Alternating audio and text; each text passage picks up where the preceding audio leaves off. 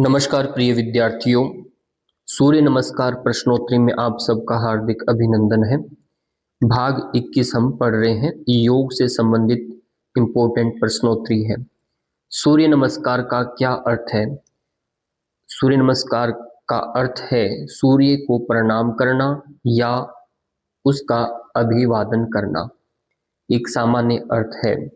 और यदि हम संस्कृत की भाषा में देखें तो सूर्य मतलब सुंदर किरणों वाला, जिसकी रश्मियाँ सुंदर है, तो ऐसा सूर्य उनको हम नमन करते हैं। तो सूर्य नमस्कार बहुत इम्पोर्टेंट है, हम हर दिन करते हैं। बिना सूर्य नमस्कार के योग अधूरा है, ये हम सब जानते हैं। तो सूर्य नमस्कार से संबंधित बहुत सारे प्रश्न हमें पूछे जा सकते हैं। सूर्य नमस्कार कितने आसनों का क्रम है? सूर्य नमस्कार 12 आसनों का क्रम है। इसमें 12 आसन रहते हैं। हाँ, कुछ आसन हैं जो वापस से रिवर्स होते हैं, तो उनको छोड़ना है, पर उन सबको मिलाकर हम 12 बार क्रम में करते हैं। सूर्य नमस्कार को किस समय करना सबसे उपयुक्त माना गया है? सुबह सूरज निकलते ही आपको सूर्य नमस्कार करना सबसे अच्छा माना गया है। सूर्य नमस्कार में किसकी ऊर्जा को आत्मसात किया जाता है? सूर्य की ऊर्जा को ही आत्मसात हम करते हैं। सूर्य की जो किरणें वो एक संसार में अंधकार को समाप्त करके एक प्रकाश का एक उजाला करती है, प्रकाश फैलाती है। उसी प्रकार से हमारे जीवन में भी सूर्य की रोशनी एक नई ऊर्जा का संकेत देती है, उसका हम आत्मसात करते हैं। सूर्य नमस्कार का मुख्य उद्देश्य क्या है? शरीर, मन और आत्मा का संतुलन बनाना सूर्य नमस्कार का मुख्य उद्देश्य होता है। सूर्य नमस्कार का पहला आसन कौन सा है? प्राणायाम यानी प्रार्थना मुद्रा, जो हम पहली स्थिति में आते हैं। सूर्य नमस्कार के अंदर भुजंगासन में कौन सी मुद्रा कैसी होती है? भुजंगासन में शरीर की मुद्रा कैसी होती है, ये प्रश्न है। तो शरीर को कोबरा यानी सांप के आकार में पीछे झुकाया जाता है। हम सब जानते हैं सर्प की आकृति जब बनती है तो उसे हम भुजंगासन कहते हैं। पर्वतासन का क्या लाभ है? पर्वतासन यानी रीढ़ की हड्डी और कंधों को मजबूत बनाता है पर्वतासन। अष्टांग नमस्कार में शरीर के कितने हिस्से जमीन पर स्पर्श करते हैं? अष्टांग नमस्कार जब हम करते हैं तो उसमें 8 हिस्से, इसीलिए इसको साष्टांग नमन या अष्टांग नमन भी कहते हैं। इसमें 8 अंग कौन से हैं? आपका माथा, छाती, दोनों हथेलियां, दोनों घुटने और दोनों पैर की उंगलियां, इस प्रकार से 8 अंग बनते हैं। ये आपसे पूछा जा सकता है। सूर्य नमस्कार के दौरान कौन सा आसन मांसपेशियों को अधिक लचीला बनाता है? तो इतने आसन है, उनमें से हस्तोत्तान आसन, हाथ ऊपर उठाने की जो मुद्रा है, क्योंकि बैकवर्ड बेंडिंग भी आपको ज़्यादा लचीला बनाता है मांसपेशियों को। प्रश्न नंबर 11, सूर्य नमस्कार से कौन सी शारीरिक समस्या कम होती है? मोटापा, पाचन संबंधी समस्याएं और तनाव, ये कम होता है। सूर्य नमस्कार से कौन सी मानसिक स्थिति में सुधार होता है? यदि यह प्रश्न पूछा जाए तो आपका उत्तर होगा तनाव, चिंता और अवसाद। ये इससे सुधार होता है सूर्य नमस्कार के अभ्यास से। सूर्य नमस्कार से मांसपेशियों पर क्या प्रभाव पड़ता है? मांसपेशियां मजबूत और लचीली बनती है सूर्य नमस्कार से।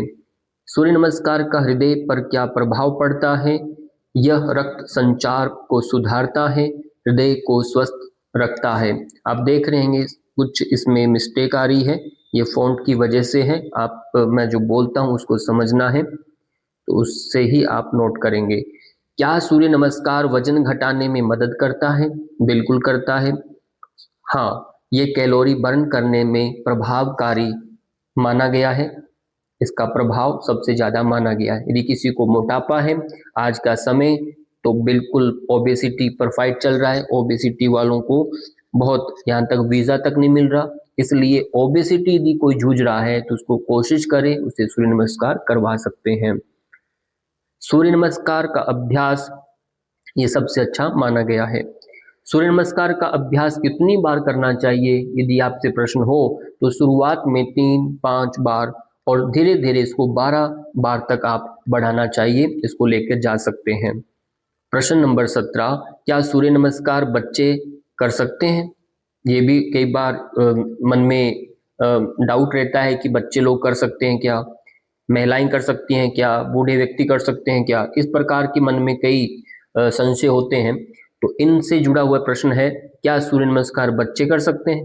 हाँ, बिल्कुल कर सकते हैं, लेकिन उनकी उम्र और शारीरिक क्षमता का ध्यान रखना चाहिए। बहुत ज़्यादा छोटे हैं तो उसको मना करना है, बहुत ज़्यादा बड़े हैं तब भी मना करना पड़ता है। तो करने को सभी कर सकते हैं, पर मेन उसकी स्थितियां और उसकी क्षमता पर डिपेंड करता है। सूर्य नमस्कार के दौरान श्वास का क्या महत्व होता है? बड़ा महत्व है। सही श्वास से ऊर्जा प्रवाह बेहतर होता है और मन शांत रहता है, क्योंकि प्रत्येक इसके जो स्टेप हैं, प्रत्येक इसके क्रम रहता है इसके, उसमें श्वास का बड़ा महत्व होता है। कभी लेना है, कभी छोड़ना है, कहीं रोकना भी है। तो श्वास के साथ यदि आप इसके क्रम को करते हैं तो निश्चित रूप से आपको शरीर भी साथ देता है और ज़्यादा लाभकारी होगा। प्रश्न नंबर 19, सूर्य नमस्कार में कौन सा आसन पेट की चर्बी कम करने में मदद करता है? ये प्रश्न यदि आपके सामने आता है तो पाद हस्तासन और दंडासन, ये दो ऐसे आसन हैं, यानी स्थितियां हैं जो आपकी पेट की चर्बी को कम करते हैं, क्योंकि सीधा संबंध इनका पेट के साथ होता है। पाद हस्तासन में पेट दबता है, पेडू भाग जो होता है दबेगा और आपका शुगर, पेट का चर्बी कम हो जाएगा। दंडासन में भी ऐसी होते हैं, पेट की मांसपेशियां सख्त होती हैं इससे। सूर्य नमस्कार ध्यान के साथ किया जा सकता है? ये प्रश्न है। बिल्कुल किया जा सकता है।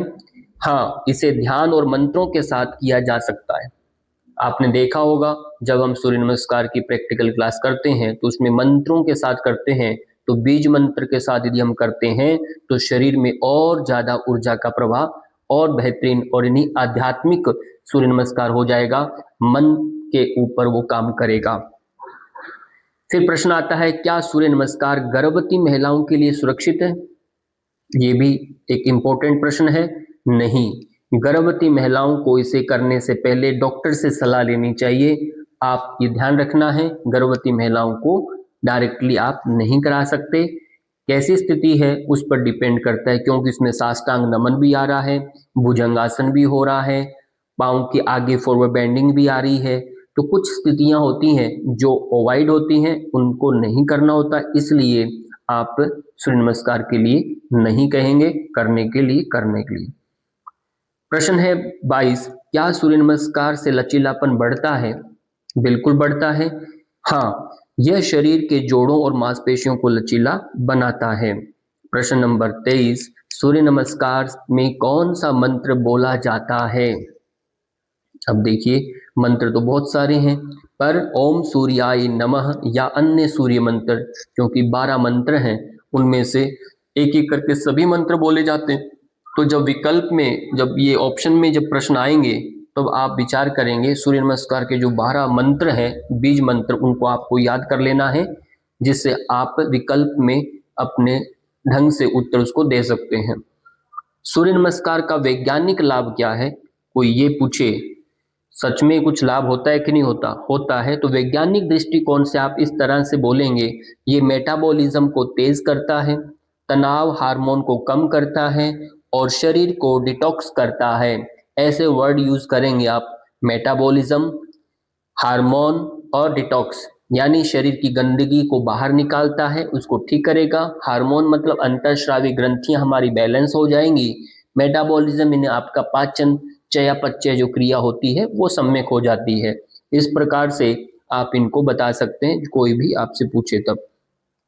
प्रश्न आता है, क्या सूर्य नमस्कार आध्यात्मिक अभ्यास है?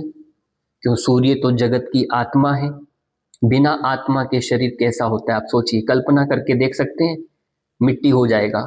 तो सूर्य तो अध्यात्म से जुड़ा हुआ ही है। ऐसे प्रश्न आपसे कोई पूछे तो आप खुद उसको उस तरह से उत्तर दे सकते हैं, हाँ, ये शरीर, मन और आत्मा को संतुलित करता है और ये आध्यात्मिक ऊर्जा को भी बढ़ाता है। तो सूर्य नमस्कार हम सब के लिए बहुत अच्छा एक उपक्रम है, इसे अपनाना है, दिनचर्या में लेकर आना है और इसका खूब प्रचार करना है, जिससे सभी लोग स्वस्थ रहें, सबका मंगल हो। इसी कामना के साथ आप सबका बहुत बहुत धन्यवाद। नमस्कार।